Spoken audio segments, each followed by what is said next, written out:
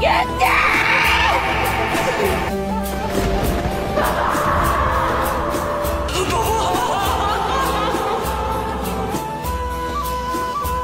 Gündüz.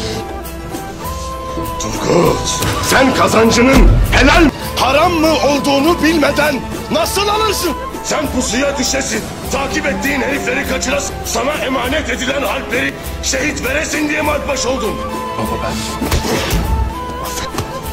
Allah'ın rızasını almayan bizim rızamızı hiç alamaz oğul. Dağdaş delik deşik edilecek, o kefere bulunup bana getirilecek.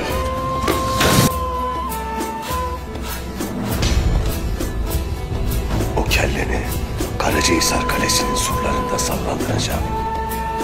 Aldığım yalnızca gündüzde değil, çok kelle olurdu.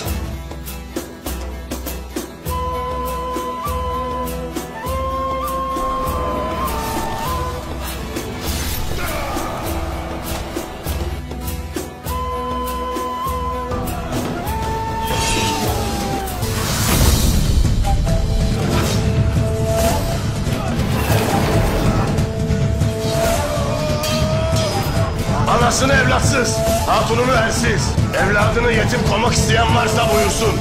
Savaş çıkarıp bu toprakların sınırlarını mazlumların kanıyla yeniden çizmek isteyenlere aman vermeyeceğim Tekfur.